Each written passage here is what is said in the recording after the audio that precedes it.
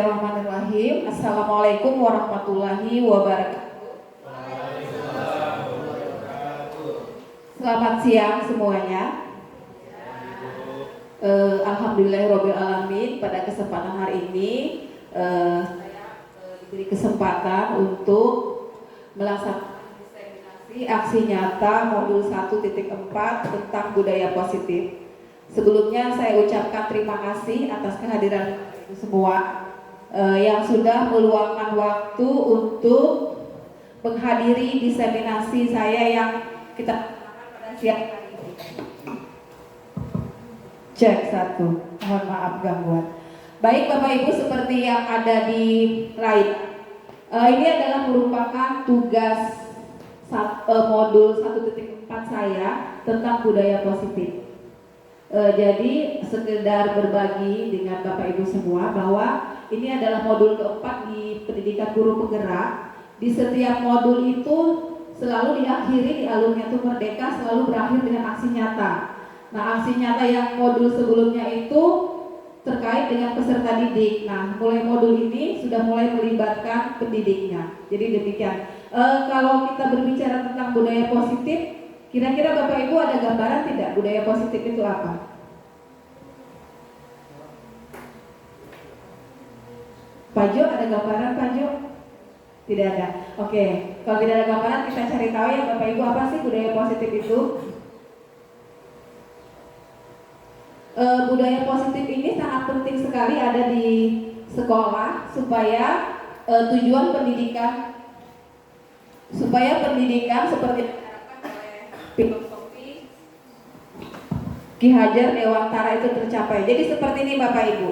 Kalau menurut Ki Hajar Dewantara, pendidikan itu adalah menuntut segala kodrat yang ada pada anak agar mereka dapat mencapai keselamatan dan kebahagiaan yang setinggi-tingginya, baik sebagai manusia maupun anggota masyarakat. Jadi menuntut dalam hal ini kita sebagai pendidik itu membimbing, mengarahkan dan memberikan ruang kepada anak untuk berkembang sesuai bakat, minat, dan potensinya. Jadi kita sebagai guru bukan hanya mentransfer ilmu saja, tapi juga bagaimana kita mengasah, membentuk karakter anak. Itu yang paling penting ya Bapak Ibu ya. Jadi kita mengajar, bukan hanya sekedar kita mengajar, menyampaikan materi, tapi yang paling lebih penting dari itu adalah kita membentuk karakter peserta didik kita. Kemudian kita mencoba membantu mereka untuk mengembangkan bakat dan minatnya. Nah, menurut Ki Hajar Dewantara, KHD itu adalah Ki Hajar Dewantara, sekolah ini seperti ladang. Nah, sekolah ladang, sawahnya, peserta didik adalah benih-benih tanamannya. Kita guru adalah petaninya. Bisa dibayangkan Bapak Ibu? Nah, si benih ini tadi meskipun dia merupakan benih bibit unggul, ya kan? Bibit unggul, tapi kalau dia berada di ladang yang tandus, tidak terawat, kemudian petaninya tidak bisa memelihara dia, merawat dia, tidak diberi pupuk, tidak disiram, tidak dirawat seperti layaknya sebuah tanaman, maka apa yang akan terjadi dengan tanaman tersebut kira-kira Bapak Ibu? Maka tanamannya akan layu. Nah, begitu juga ibarat peserta didik kita. Jadi peserta didik kita itu tanaman tadi. Kira-kira sudah dapat gambarannya Bapak Ibu ya? Jadi meskipun sekolah kita sekolah unggulan, dia bersekolah di sekolah unggul, gurunya juga hebat-hebat, tapi anaknya juga punya potensi, punya bakat, tapi kita sebagai pendidik tidak bisa menuntun dia, maka yang terjadi adalah tujuan pendidikan seperti yang diharapkan oleh Ki Hajar Dewantara tidak akan tercapai atau terpenuhi. Nah, penting sekali sebagai kita sebagai pendidik untuk membersamai putra-putri kita, siswa-siswi kita agar mereka berkembang sesuai dengan zamannya. Nah, kalau berdasarkan pemikiran Ki Hajar Dewantara tadi, ada 4 poin yang bisa saya simpulkan bahwa ternyata untuk bisa mencapai tujuan pembelajaran seperti yang diharapkan oleh Ki Hajar Dewantara, berarti pendidik harus berpihak pada murid. Berpihak pada murid ini kira-kira seperti apa ya? Ada yang tahu Bapak Ibu? Memahami kondisi murid, Ibu. Oke, bisa memahami kondisi murid. Apa lagi? Tidak apa-apa, kita lanjut lagi ya Bapak Ibu. Ini hanya sekedar sekilas. Pendidik harus memahami karakter murid. Nah, karakter murid berarti kita juga harus tahu karena setiap murid itu punya karakter yang berbeda-beda. Ketika kita mengetahui karakternya, maka kita akan memberikan perlakuan juga yang berbeda-beda sesuai dengan karakter peserta didik kita. Pendidik mampu menuntut sesuai kodratnya, yaitu kodrat alam dan kodrat zaman.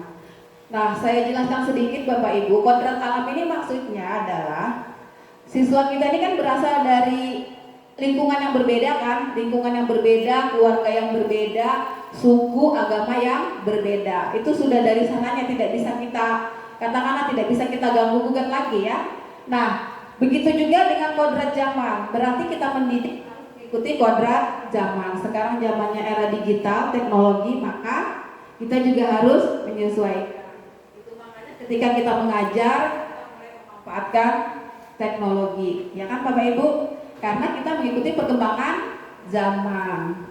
Selanjutnya pendidik harus paham tujuan pembelajaran. Ini yang paling penting ketika kita mengajar adalah kita paham dengan tujuan pembelajaran yang kita ingin capai. Baik Bapak Ibu, hubungannya dengan apa yang pengantar tadi saya katakan sampaikan dan hubungannya dengan budaya positif adalah dengan semua ketika guru tadi sudah melaksanakan kewajibannya sebagai guru seperti yang seharusnya, seperti yang disampaikan oleh KH, maka akan terciptalah lingkungan yang positif. Ketika lingkungannya sudah positif, maka insya Allah otomatis akan tercipta juga budaya yang positif. Kalau di sekolah kita ini budaya yang positif kira-kira apa saja yang sudah kita laksanakan? Misalnya apa? Pagi kita itu menyambut siswa di gerbang kan? Di gerbang menerapkan 5S ya kan? Kebiasaan senyum, sapa, salam, sopan, santun. Apalagi Bapak Ibu kira-kira yang sudah ada di sekolah kita budaya positif? Itu sudah menjadi budaya di sekolah kita. Siswa kita beribadah gitu ya, sesuai dengan agamanya masing-masing. Itu budaya juga kan Bapak Ibu? Apalagi kira-kira? Tidak menghukum siswa. Baik ya, mudah-mudahan seterusnya kita seperti itu ya. Tidak menghukum siswa. Ada lagi banyak sekali budaya. Yang budaya itu kalau kebiasaan-kebiasaan baik kita terus tanamkan, kita terus konsisten, kita kembangkan, maka akan menjadi sebuah budaya. Baik Bapak Ibu, di tugas modul 1.4 ini ada 7 konsep budaya positif yang harus saya sampaikan, saya imbaskan kepada Bapak Ibu semua. Ada perubahan paradigma belajar, motivasi perilaku manusia, keyakinan kelas, dan seterusnya. Seperti ada yang di layar Bapak Ibu, kita akan langsung masuk ke yang pertama.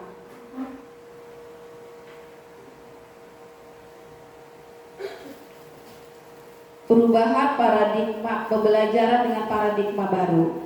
Nah, pembelajaran dengan paradigma baru tadi seperti yang saya sampaikan adalah intinya pembelajaran itu berdiferensiasi yang berpusat kepada peserta didik. Kalau dulu mungkin kita itu mengajar guru sebagai teacher center. Pembelajaran berpusat pada guru. Nah, di pembelajaran dengan paradigma baru adalah seharusnya pembelajaran berpusat pada peserta didik. Jadi bagaimana caranya kita mengolah modul belajar kita merencanakan metode pembelajaran kita yang supaya peserta didik itu aktif dalam pembelajaran kita. Fokusnya di peserta didik, bukan lagi kita sebagai seorang guru. Jadi guru ini adalah fasilitator.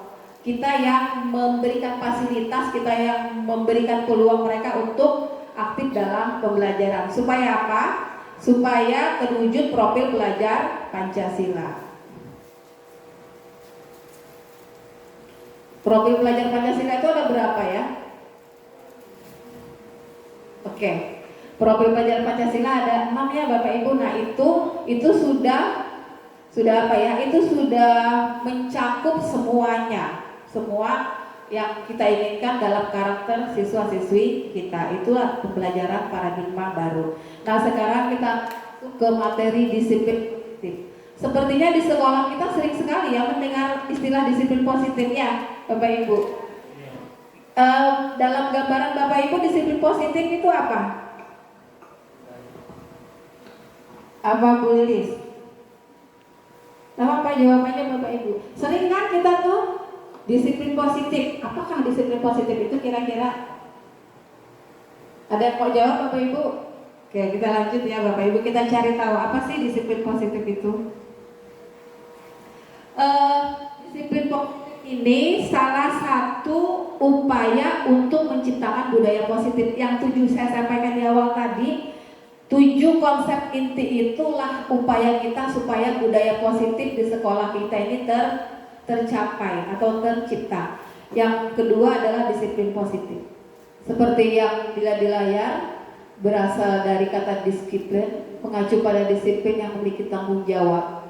Jadi intinya disiplin positif ini adalah penerapan disiplin, tapi disiplin itu dia muncul dari dalam dirinya, menumbuhkan kesadaran siswa. Jadi dia melakukan itu karena dia merasa bertanggung jawab dengan dirinya, bukan karena yang lain.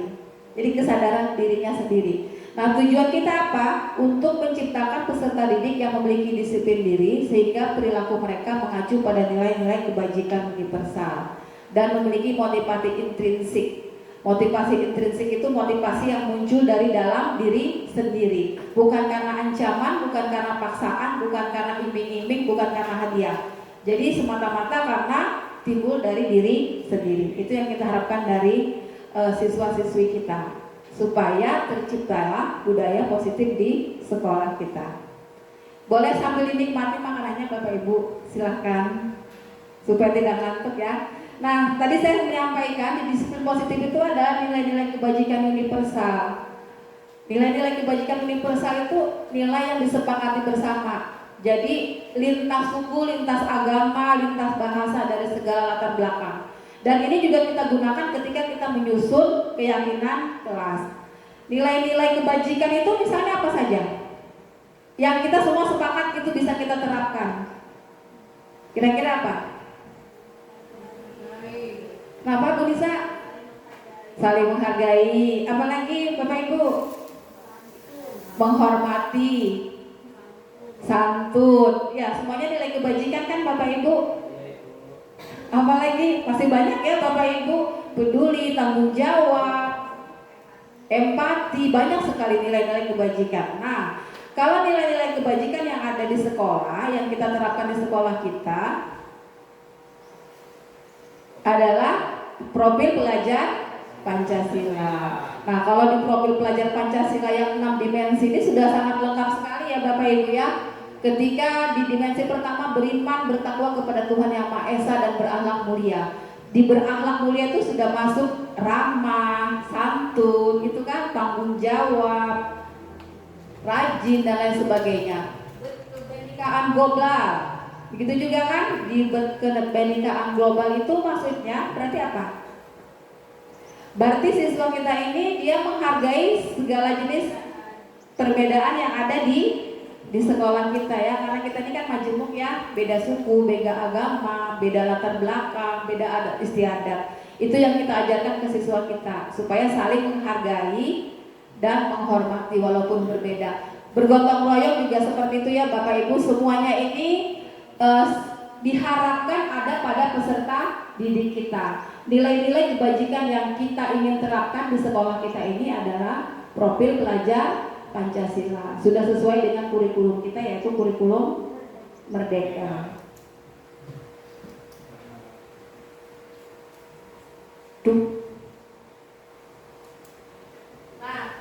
Nah, yang selanjutnya kebutuhan dasar manusia.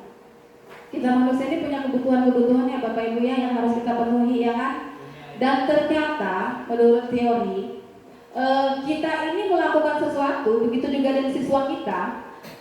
Ketika kita melakukan sesuatu itu sebetulnya adalah untuk memenuhi kebutuhan dasar kita. Karena kita ada beberapa kebutuhan dasar yang harus kita penuhi. Tanpa kita sadari bahwa ternyata apa yang kita lakukan itu ternyata untuk memenuhi kebutuhan dasar kita. Apa saja kira-kira Bapak Ibu? Rasa aman. Apalagi Bapak Ibu? Itu yang kita lakukan, perbuatan kita itu kita lakukan karena kita ternyata ingin memenuhi kebutuhan dasar kita, walaupun ternyata tanpa kita sadari. Kita cari tahu ya Bapak Ibu apa saja kebutuhan dasar itu.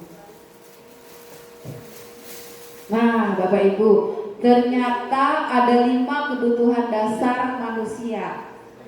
Manusia ini termasuk anak-anak kita ya Bapak Ibu ya.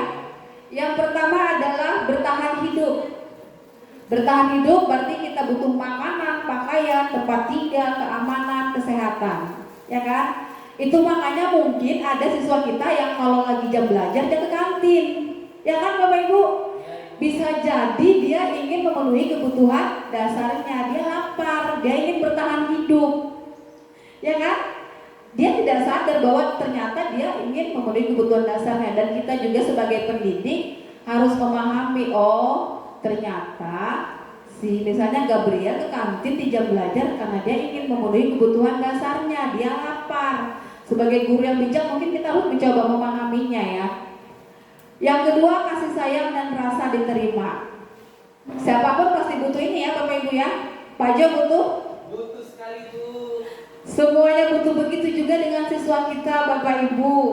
Rasa diterima, dipedulikan, berbagi, kerjasama, menjadi bagian dari kelompok. Itu mungkin kadang-kadang ada siswa kita yang berulah, ya kan, katakanlah yang berperilaku negatif.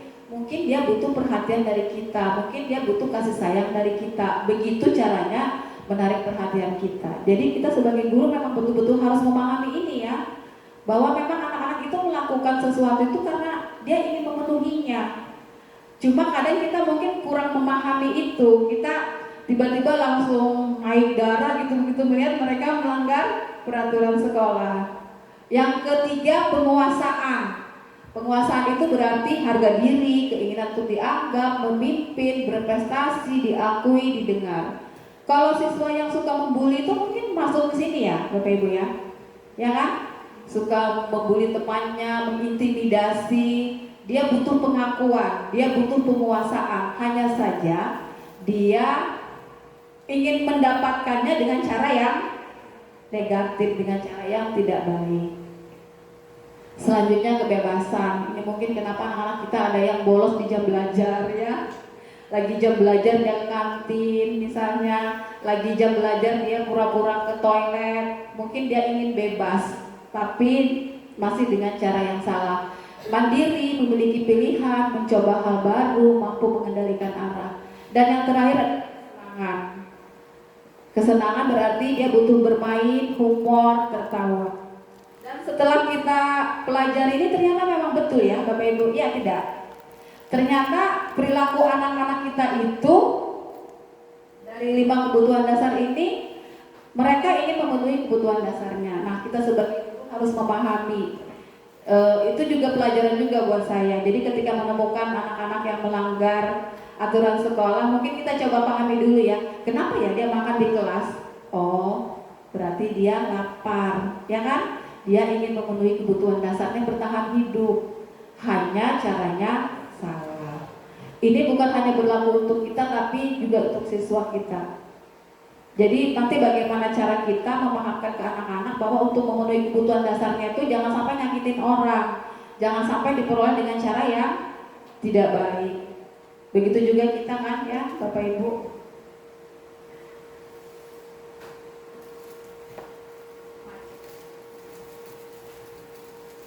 Nah sekarang konsep inti yang keempat, motivasi perilaku manusia. Itu ada yang gambar dorong-dorongan itu Bapak Ibu. Saya tanya dulu ya Bapak Ibu, kita masuk ke sini dulu.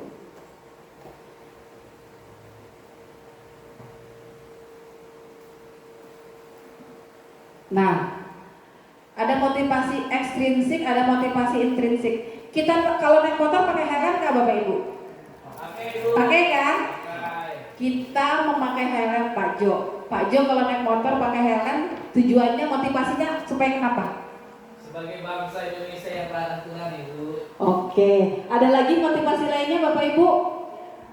Supaya aman, supaya terlindungi, supaya tidak ditilang. Macam-macam kan motivasinya Bapak Ibu. Tapi sesungguhnya kalau kita kembalikan ke diri kita, kalau kita memakai helm itu biasanya timbul dorongan dari dalam kita supaya kalau kita kecelakaan misalnya kita tidak, ya untuk safety, untuk keselamatan kita kan.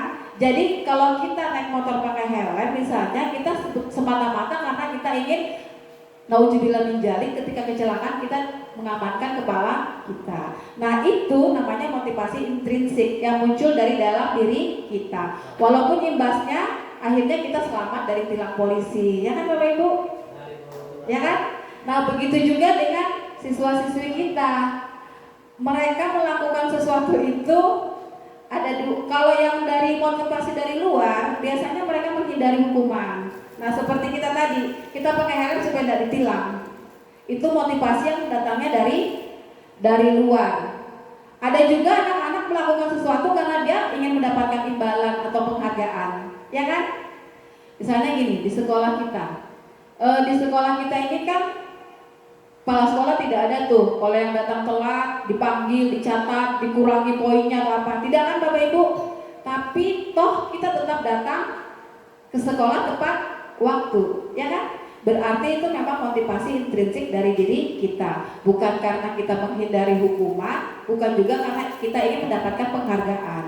Nah begitu juga dengan siswa-siswi kita. Kita harapkan mereka melakukan sesuatu karena mereka menghargai diri mereka sendiri dan mereka menghargai nilai-nilai yang mereka percaya. Itu motivasi yang dari dalam yang kita harap. Tapi kayaknya siswa kita seperti apa gambarannya Bapak Ibu? Ekstrinsik apa intrinsik? Intrinsik, Bu. Nah ini pertanyaannya Bapak Ibu. Dari ketiga jenis motivasi tersebut, motivasi manakah yang saat ini paling banyak mendasari perilaku murid-murid kita di sekolah? Ayo jujur kita Bapak Ibu. Menghargai diri sendiri, Bu. Berapa persen itu kira-kira? Yang karena dia dari dalam itu kira-kira berapa persen? Kenapa Bapak Tabita? Intrinsik itu Bu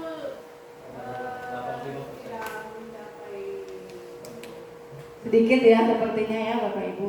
Berarti masih kurang kesadaran dalam diri siswa. Kebanyakan ini kalau kita berbicara realita ya Bapak Ibu, siswa kita itu kebanyakan motivasinya melakukan sesuatu karena menghindari hukuman. Nah itu PR buat kita semua ya, bagaimana caranya supaya siswa kita ini sadar betul-betul, kesadaran itu tumbuh dari dirinya sendiri. Tapi itu tadi ya, sepertinya kita butuh proses untuk membuat mereka sadar, untuk menanamkan kesadaran dalam diri dia bahwa melakukan sesuatu itu harus betul-betul dari dasar hatinya. Dan kita juga jadi terbiasa ngancam gitu ya Bapak Ibu. Itu mungkin ya paradigma pembelajaran harus kita rubah mulai sekarang. Saya juga sambil belajar. Kamu awas ya kalau kamu seperti itu, kata-kata awas itu sudah. Nah, sekarang kita akan melihat perbedaan hukuman, konsekuensi dan restitusi. Kalau hukuman dia tidak terencana, tiba-tiba aja dadakannya. Misalnya kita lihat anak-anak telat di depan, ayo cabut rumput, ayo ambil sampah gitu ya. Sepihak hanya dari kita. Tapi kalau konsekuensi dia disepakati, ada kesepakatan yang dilanggar. Dan itu dari dua belah pihak, tapi tetap saja ada sisi negatifnya ya. Itu makanya ada tanda jempol dan centang, 50-50 antara restitusi dan hukuman. Nah kalau restitusi ini kita memberikan arahan kepada anak, tapi menyadarkan dia, tapi juga membuat dia mencari solusi sendiri terhadap permasalahannya. Itu restitusi. Jadi sampai di sini Bapak bisa bedakan antara ketiga ini. Yang mana yang sering kita lakukan biasanya Bapak Ibu? Hukuman Ya, jadi kita ini betul-betul seperti par dengan materi budaya positif ini. Saya seperti itu juga Bapak Ibu, ketika saya mempelajari materi ini, ya Allah ternyata selama ini sudah banyak berbuat zolim kepada siswa, sudah salah sekali. Nah itu kita sambil sama-sama belajar ya Bapak. Konsekuensi apakah masih boleh kita lakukan? Boleh, masih boleh, tapi tetap saja harus ada kesepakatan dulu dengan siswa kita. Itu makanya di kelas-kelas ada keyakinan kelas. Itu kita bisa lakukan konsekuensi kepada siswa. Restitusi. Jadi sepertinya kita semua harus belajar restitusi ya Bapak Ibu. Nah sekarang ada pertanyaan pemantik Bapak Ibu. Hukuman atau konsekuensi? Lari mengelilingi lapangan 2 kali karena terlambat ke sekolah. Hukuman, karena fisik ya. mengganti kertas tugas temannya yang sudah dicoret. Masya Allah, mantap sudah ilmunya Bapak Ibu. Kehilangan 10 menit jam istirahat untuk mengerjakan tugas karena terlambat datang. Konsekuensi. Intinya seperti itu ya, kalau konsekuensi ya, dia melakukan sesuatu dan dia harus melakukan menebusnya seperti itu, tapi tidak dengan menyakiti fisiknya, apalagi psikisnya. Berdiri di depan kelas sambil mengangkat kaki satu, ini zaman saya dulu ini. Karena tidak bisa menjawab pertanyaan, ayo berdiri, maju ke depan. Hukuman apa konsekuensi? Hukuman. Berarti keren-keren nih teman-teman sudah bisa bedakan yang mana hukuman, yang mana konsekuensi. Sekali lagi kita introspeksi diri, ternyata saya pribadi ya Bapak Ibu, ternyata saya juga masih 50-50. Saya masih kadang menghukum dulu, kadang juga memberi konsekuensi. Ternyata menghukum itu salah, tidak boleh kita lakukan. Lanjut. Nah, ini materi yang ke-6 dari konsep inti 5 posisi kontrol guru. Kalau Bapak Ibu sambil amati, Bu ini senyum-senyum. Kira-kira yang kita yang mana ya? Kita pernah jadi posisi yang mana Bapak Ibu? Bu Nisa pernah jadi posisi yang mana Bu Nisa? Ayo. Kalau saya ya Bapak Ibu, sebelum Bapak Ibu menjawab, saya 10 tahun pertama jadi guru, saya paling banyak di posisi penghukum dan pembuat merasa bersalah. 10 tahun pertama saya jadi guru, itu masih idealisme saya masih luar biasa ya, guru baru. Tapi di belakang-belakangan saya paling sering di posisi pemantau dan teman. Tuh lihat. Nanti kita cari tahu posisi pemantau itu seperti apa. Penghukum sudah pasti ya, sudah tahu ya Bapak Ibu. Memberi sanksi itu penghukum sudah pasti dengan kata-kata awas ya kalau kamu, biasanya gunakan kata-kata seperti itu. Ya Bu Novi ya. Nah, kalau pembuat merasa bersalah, saya juga dulu sering Bapak Ibu menyesal juga akhirnya. Kalau sudah kita katakan itu seperti itu, kamu kenapa sih begitu? Kamu buat ibu kecewa. Kamu udah ingat orang tua kamu susah, ya Allah ya kan? Nah itu kan anak-anak merasa bersalah, betul, apalagi sampai itu tunduk-tunduk seperti itu kan. Kalau sudah kita mungkin orang tuanya, mungkin perjuangannya, kamu ingat tidak? Orang tua kamu kerja banting tulang, waduh. Saya aja kalau digitukan luar biasa merasa bersalahnya ya Bapak Ibu. Jadi nyesal juga dulu sering seperti itu saya. Di posisi pemantau, itu posisi saya yang sangat sering saya lakukan. Si pemantau ini, dia tidak lepas dari aturan. Pokoknya apapun pelanggaran yang dilakukan siswa, selalu berpegang dengan aturan. Kan bukankah aturan sekolah bla bla bla bla. Itu pemantau. Dia selalu berpegang data, dia megang data. Ibu dari gini-gini, nah itu pemantau itu. Itu saya sekali itu. Sebelum saya belajar di guru penggerak Bapak Ibu, sekarang saya sudah tahu banget. Teman ini sebetulnya ada baiknya. Saya perhatikan juga teman-teman di sini banyak yang memposisikan dirinya jadi teman. Bahkan saya juga seperti itu. Ya kan? Kita akrab, kita ajak siswa kita. Ya pokoknya akrab lah. Posisi teman ini Bapak Ibu masih boleh kita lakukan. Sama dengan pemantau.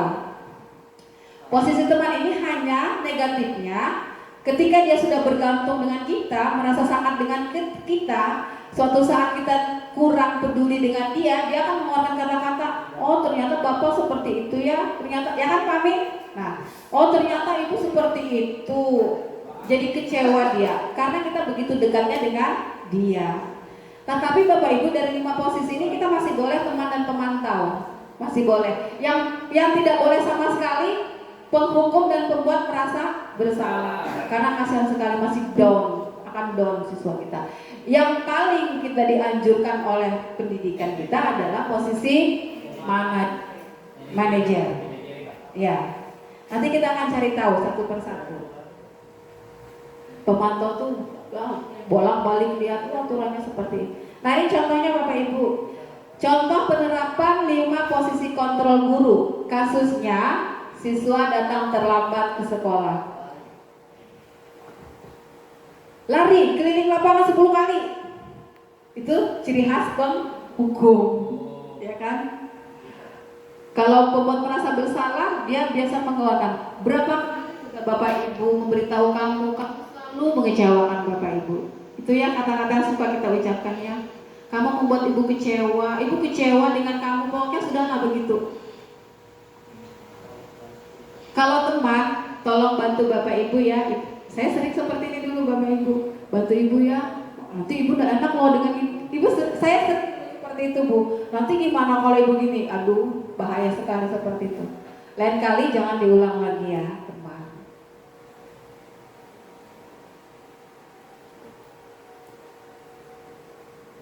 Nah, ini kalau pemantau, kamu sudah melanggar peraturan sekolah. Kamu tahu konsekuensinya? Itu si pemantau, dia tidak pernah lepas dari aturan. Kalau manajer, nah dia selalu memberikan solusi. Apakah kamu tahu kesalahanmu? Kira-kira bagaimana kamu memperbaiki kesalahanmu dari depan? Itu manajer. Dia memposisikan siswa menyadarkan kesalahannya, tapi siswa itu sendiri nanti yang akan mencari solusi atas masalah yang dia buat. Nah itu manajer. Posisi ideal seorang guru adalah dari kelima tadi adalah manajer, tapi kita sesekali boleh mengkombinasikan manajer dengan teman, manajer dan pemantau. Asal jangan penghukum dan pembuat merasa bersalah. Jadi senyum-senyum sendiri kita ya Bapak Ibu ya Bu Reja ya. Tapi Bu Reja sepertinya tidak pernah jadi guru penghukum ya Bu Reja. Guru senyum Ibu. Oh, berarti teman. Nah, yang selanjutnya Bapak Ibu ini yang materi kelima, keyakinan kelas. Pertanyaannya, mengapa keyakinan kelas? Mengapa bukan peraturan kelas? Karena Ada? disepakati bersama Ibu. Oke, sip. Makasih Pak Jo. Ada lagi yang mau nambahkan? Jadi yang disusun di kelas-kelas yang sudah Bapak Ibu lakukan itu adalah keyakinan kelas. Ya, betul seperti kata Pak Jo tadi. Keyakinan kelas ini dirumuskan bersama-sama dan disepakati bersama-sama. Tapi kalau peraturan kelas hanya dari satu pihak saja, dari guru saja, dan siswa dipaksa untuk mentaati itu. Maka sekarang kita dianjurkan untuk membuat keyakinan kelas, bukan peraturan kelas. Saya yakin di sekolah kita sudah menerapkan ini ya Bapak Ibu ya, terutama yang wali kelas. Nah kalau ini sepertinya saya tidak perlu berpanjang lebar karena sudah kita lakukan ya Ibu Tabita, Bu Nisa kan yang wali kelas. Siapa lagi yang wali kelas? Pak Arif. Semuanya sudah bersifat abstrak berupa pernyataan universal. Tadi itu pernyataan universal itu dia bisa diterima oleh semua siswa. Dibuat dalam pernyataan positif. Tidak boleh menggunakan kata tidak boleh, jangan, dilarang. Itu kalimat-kalimat negatif. Kalau misalnya dilarang makan di kelas, kalau kalimat positifnya kira-kira apa? Tidak boleh, berarti makan. Intinya jangan menggunakan kata dilarang itu ya Bapak Ibu. Atau makan? Makanlah pada tempatnya. Nah bisa. Atau misalnya lagi kan? Iya. Dilarang berjalan di trotoar, berarti kalimat positifnya berjalanlah di Tengah jalan. trotoar. Bapak Pak Jaya sepeda ngantur. Nah ini lagi yang lebih penting Bapak Ibu. Dibuatnya tuh sedikit saja, banyak-banyak. Ya. Palingnya hanya 5 atau 6 saja supaya ingat. Sesuai dengan kondisi kelas. Jangan yang berat-berat, sesuaikan dengan kondisi kita. Ya kan? Dan yang terakhir, semua warga sekolah atau warga kelas dilibatkan. Jadi caranya Bapak Ibu, mohon maaf, misalnya ini kan semua siswa. Semua siswa itu kita beri kesempatan dulu menuliskan di beberapa kertas. Kita tempel, kemudian kita kelompokkan yang dibuat siswa itu yang sama, yang kira-kira sama pemahamannya gitu ya. Baru kita kelompokkan. Misalnya dilarang mengganggu teman, dilarang mengambil barang milik teman, dilarang mencolek teman. Berarti kita rangkum menjadi satu, saling menghargai atau saling menghormati. Jadi yang mudah diingat aja Pak Jo ya, jangan panjang-panjang. Pak Jo kan nanti jadi wali kelas ya Pak Jo tahun depan. Ini contoh. Saya yakin para wali kelas di sini sudah tahu ya Bapak Ibu, sesuaikan dengan tingkat jenjangnya. Anak SD dia Setiap anggota kelas perlu belajar, anak SD kelas 1. Tapi kalau SMP sudah mulai, bahasanya sudah mulai agak lebih tinggi lagi ya, sesuai dengan usianya. Di sini semuanya sudah berkeyakinan kelas ya Bapak Ibu? Sudah. Nah, sekarang kita masuk ke materi yang terakhir dari konsep inti budaya positif ini Bapak Ibu. Sampai di sini ada yang mau ditanyakan Bapak Ibu ya? Tidak ya, lanjut ya Bapak Ibu. Ini yang harus kita semuanya pahami, segitiga restitusi. Apa itu segitiga restitusi? Sering didengar ya? Bu Rina pernah dengar istilah ini? Kalau saya pertama kali mendengar istilah ini dari Ibu Triana, ya kan? Ibu Triana yang pertama kali memperkenalkan materi restitusi. Apa sih restitusi itu ya Bu Reja ya? Kadang-kadang dulu, terus terang ya Bapak Ibu, dulu saya agak sinis bilang, apa sih restitusi itu? Ya, apa sih restitusi itu? Ternyata setelah saya mempelajari langsung dari para fasilitator, para instruktur, ternyata memang luar biasa sekali dahsyatnya restitusi ini untuk membantu menangani siswa kita yang membuat masalah atau yang melanggar peraturan kelas. Karena di sini kita tidak menghukum, kita tidak memberi sanksi, kita tidak memberi hadiah dia supaya dia berbuat baik, tapi kita mengajarkan dia supaya dia mandiri dan bertanggung jawab terhadap apa yang dia lakukan. Dan lebih utama lagi, dia bisa mencari solusi, dia bisa menemukan solusi atas masalah yang dia buat sendiri. Ini ada segitiga restitusi. Di tahapan pertama Bapak Ibu menstabilkan identitas. Menstabilkan identitas ini berdasarkan prinsip bahwa berbuat salah itu, kesalahan itu adalah proses dari belajar. Kita juga kan Bapak Ibu kalau buat kue misalnya, kue pertama kita buat salah karena kita masih proses belajar. Begitu juga dengan siswa. Apa yang kita lakukan ketika siswa kita melanggar peraturan atau berbuat salah? Biasanya kalimat-kalimat yang akan kita gunakan, ini hanya contoh ya Bapak Ibu. Tidak apa-apa, berbuat salah itu wajar. Manusia tidak ada yang sempurna. Atau ibu juga dulu pernah kok melakukan itu, tidak apa-apa. Biar dia merasa tidak sendiri, biar dia merasa oh memang ini kesalahan yang wajar yang dilakukan oleh kita manusia gitu kan. Itu namanya menstabilkan identitas.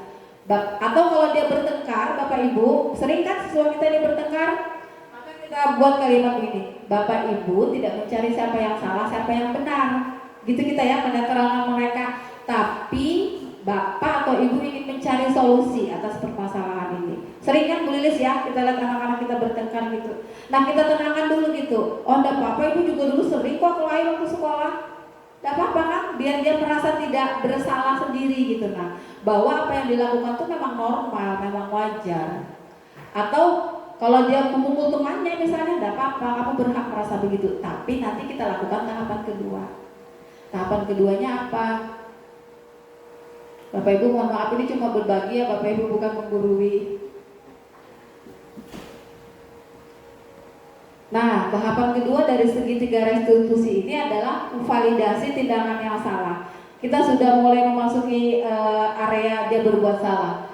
Berdasarkan prinsip bahwa setiap perilaku merupakan upaya memenuhi kebutuhan tertentu. Seperti yang saya sampaikan di kebutuhan dasar tadi, bahwa siswa itu melakukan sesuatu karena ingin memenuhi kebutuhan dasarnya. Kenapa dia terlambat? Kenapa dia berkelahi? Kita cari tahu di validasi tindakan yang salah. Pertanyaan kita adalah, ini hanya contoh ya Bapak Ibu bisa kembangkan nanti. Kamu pasti punya alasan melakukan itu. Sering kan kita begitu ya? Kalau anak kita telat kah, tidak mengerjakan PR kah, dia berkelahi kan, kita pasti tanya, mengapa kamu melakukan itu? Selanjutnya, kalau dia misalnya cuma mukul saja, padahal kamu bisa melakukan yang lebih buruk dari ini ya, dia mukul. Padahal kita berikan validasi ke dia, padahal kamu bisa lebih parah dari mukul ya, saking kamu marahnya. Tidak apa-apa, kita hitungkan aja dulu. Syukurnya kamu cuma mukul ya Pak Jaya, untung kamu udah sampai buat dia babak belur. Tidak apa-apa, kita lakukan seperti itu. Berarti artinya apa ya? Padahal dia sudah salah juga itu ya. Tapi kita buat dia supaya tidak terlalu merasa bersalah. Untungnya kamu cuma mukul ya. Padahal kalau kamu mau, kamu bisa lebih dari sekedar memukul. Atau, nah, kamu patut bangga karena melindungi sesuatu yang penting bagimu. Ada kan anak-anak yang berkelahi karena mempertahankan sesuatu kan. Misalnya gini, saya sering menemukan anak lain dia dicontek, pekerjaannya dicontek temannya tuh, dia tidak terima, dia kelahi. Nah, kita bisa gunakan kalimat-kalimat ini. Tidak apa-apa karena kamu melindungi sesuatu yang kamu. Tidak apa-apa. Nah ya kan, karena dia merasa harga diri ya Bapak Ibu, tidak apa-apa, kita sampaikan juga seperti itu. Artinya kita betul-betul apa ya, kalau saya pelajari betul-betul restitusi ini memang membuat anak-anak itu jadi tersadar sekali bahwa dia itu salah gitu. Selanjutnya kamu melakukannya karena mempertahankan sesuatu yang penting bagimu. Sering kan anak-anak kita berkelahi sekarang seperti itu.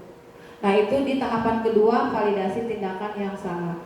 Sekarang tahapan akhir dari segitiga restitusi adalah menanyakan keyakinan berdasarkan prinsip bahwa pada dasarnya kita termotivasi secara intrinsik. Nah ini sudah tahapan akhir dari segitiga restitusi. Ketika kita sudah mulai menyadarkan, di tahapan ketika kita pancing-pancing dia dengan pertanyaan dan pembicaraan, pada akhirnya dia akan menemukan solusi atas permasalahannya. Ini contoh pertanyaannya. Ketika misalnya dia tidak memakai atribut yang lengkap, apa keyakinan sekolah kita? Berarti kan atributnya harus lengkap. Dia akan jawab sendiri nanti tuh Bapak Ibu kan. Terus nilai-nilai apa yang telah kita sepakati bersama? Berarti kan tata tertib ya, disiplin. Misalnya kan dia akan jawab seperti itu kan. Seperti apa gambaran kelas ideal yang menurut kamu? Nah selanjutnya kamu ingin menjadi orang yang seperti apa? Atau bisa kita buat pertanyaan, apa yang akan kamu lakukan supaya ini tidak terulang lagi? Kalau dia misalnya kalau misalnya dia tidak mengerjakan PR, kita akan tanya, apa yang akan kamu lakukan supaya kamu selanjutnya bisa mengerjakan PR?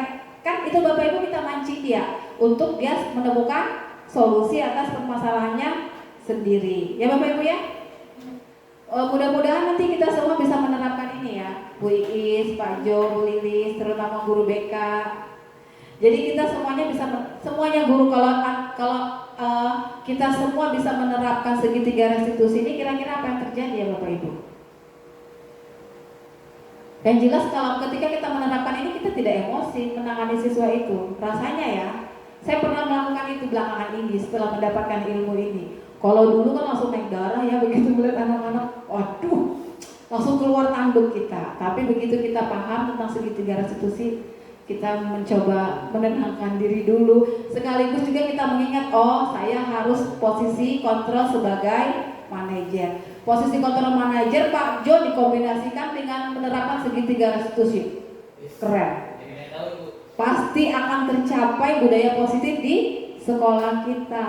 Itu luar biasa. Nah ini contoh Bapak Ibu.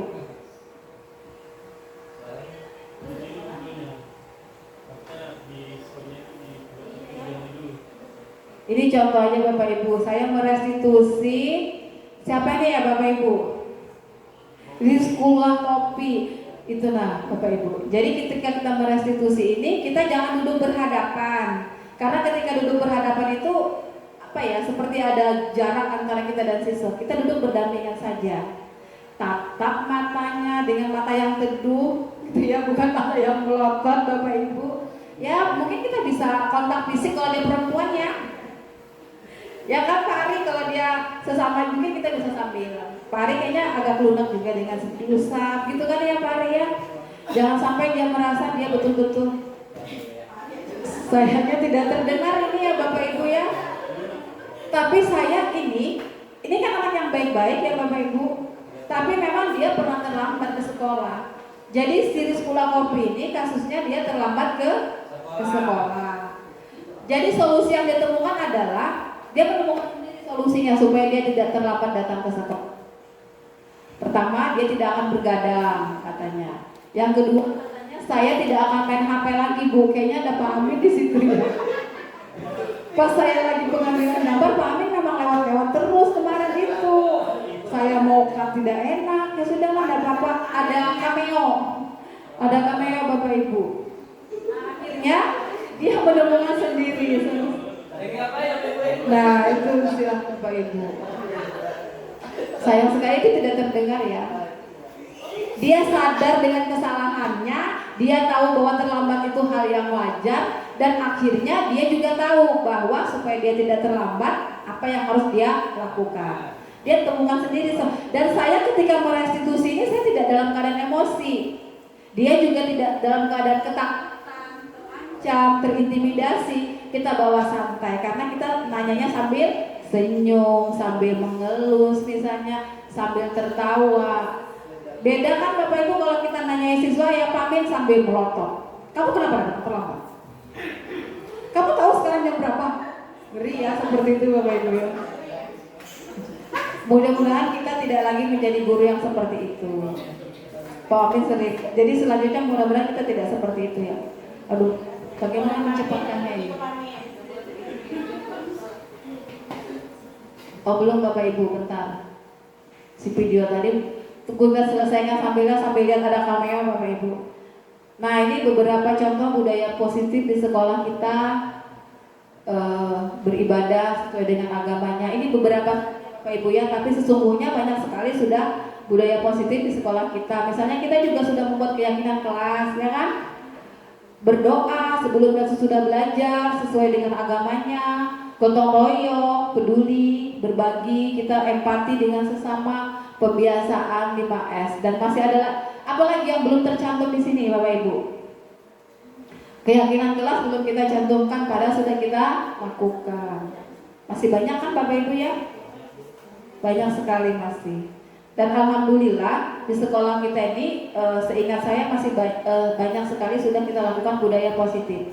Tinggal mungkin teman-teman PR kita adalah bagaimana kita menyikapi siswa-siswi kita yang berperilaku negatif. Sepertinya itu ya masalah kita semua ya. Ya Buta kan? Tinggal bagaimana cara kita menyikapi saja. Kalau yang lainnya sepertinya budayanya sudah berjalan di sekolah kita. Tinggal itu yang masih. Nah, di penutup ini Bapak Ibu, dengan penerapan disiplin positif ini hendaknya guru memiliki standar kepribadian, profesional dan sosial yang baik, di mana guru mampu merefleksi dirinya dalam posisi kontrol saat ini. Kita refleksi kita, oh seperti saya tadi kan sudah ngaku tuh ya, sadar selama ini saya sering jadi pemantau dan teman, sesekali jadi manajer. Dulu saya sering jadi penghukum dan pembuat merasa bersalah. Bagaimana perjalanan diri kita sebagai orang amok, yaitu menuntun murid-muridnya menjadi insan yang mandiri, merdeka dan bertanggung jawab. Ini sesuai dengan standar pendidikan kita, tujuan standar nasional pendidikan kita. Sampai di sini ada pertanyaan Bapak Ibu? Jadi Bapak Ibu kita semuanya sudah paham ya bahwa ketujuh konsep inti tadi, andai kita semua paham dan kita bisa terapkan di sekolah kita, maka akan terciptalah lingkungan yang positif. Ketika tercipta lingkungan yang positif, maka akan menjadi sebuah budaya yang positif. Ketika budaya positif itu sudah ada di sekolah kita, siswa kita akan belajar dengan rasa aman, nyaman, tenang gitu ya. Dia belajar karena sadar akan bahwa dia memang harus belajar gitu. Tidak lagi karena takut, diintimidasi, dipaksa. Itu betapa damainya sekolah kita kalau seperti itu ya Bapak Ibu. Nah itu merupakan tugas kita semua sebagai seorang pendidik dan tenaga kependidikan untuk menuntun siswa kita berkembang sesuai dengan kodratnya. Seperti itu ya Bapak Ibu. Ada yang ingin ditanyakan Bapak Ibu? Sekali lagi mudah-mudahan apa yang tadi sudah kita pahami bersama-sama tadi, Bapak Ibu bisa kita terapkan bersama-sama di sekolah ya Bapak Ibu, sambil berjalan, sambil berproses juga, supaya tercipta budaya positif di sekolah kita. Baik Bapak Ibu, sebelum saya akhiri, sekali lagi saya mengucapkan terima kasih banyak atas saya sangat terharu ini. Terima kasih banyak Bapak Ibu sudah meluangkan waktunya untuk menghadiri diseminasi disiplin positif saya. Ini merupakan tugas saya Bapak Ibu, baru modul 1.4. Semoga apa yang Bapak Ibu lakukan hari ini bernilai ibadah di mata Tuhan. Amin ya rabbal alamin. Dan bermanfaat buat kita semua ya Bapak Ibu. Sekali lagi saya ucapkan terima kasih. Mohon maaf kalau ada kata-kata saya yang salah. Saya akhiri, wassalamualaikum warahmatullahi wabarakatuh.